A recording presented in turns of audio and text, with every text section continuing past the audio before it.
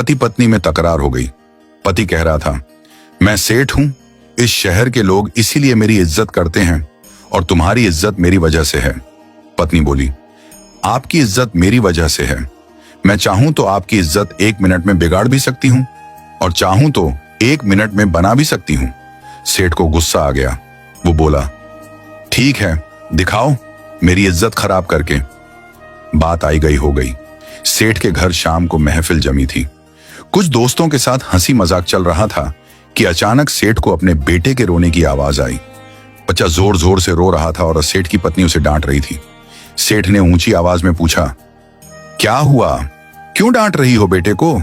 सेठानी ने अंदर से कहा, देखिए ना, आपका बेटा खिचड़ी मांग रहा है, जबकि अभी अभी पेट भर के खा चुका है, फिर भी दोबारा वही मांग रहा है। सेठ बोला, तो दे दो थोड़ा और। सेठानी ने कहा, घर में और भी लोग हैं, सब कुछ इसी को कैसे दे दूं?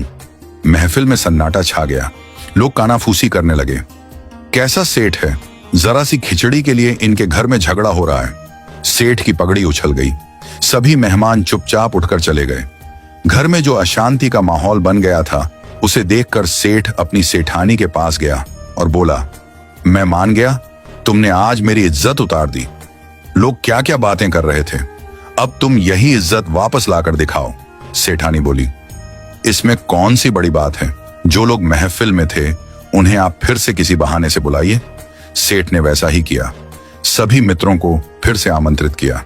बैठक जमी, हंसी मजाक होने लगा। तभी फिर वही बेटे के रोने की आवाज आई।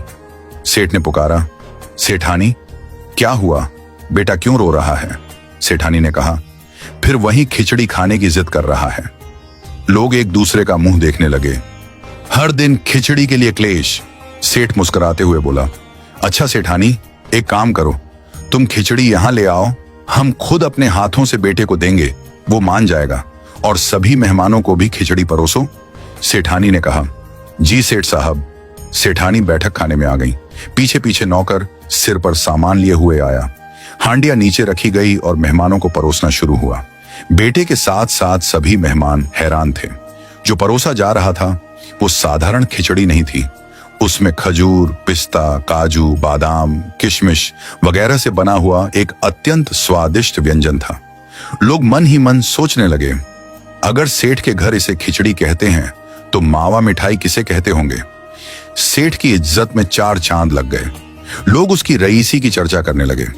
सेठ ने अपनी सेठानी के सामने हाथ जोड़ ली और कहा, मान गया मैं, घर की औरत चाहे तो इज्जत बना भी सकती है और बिगाड़ भी सकती है।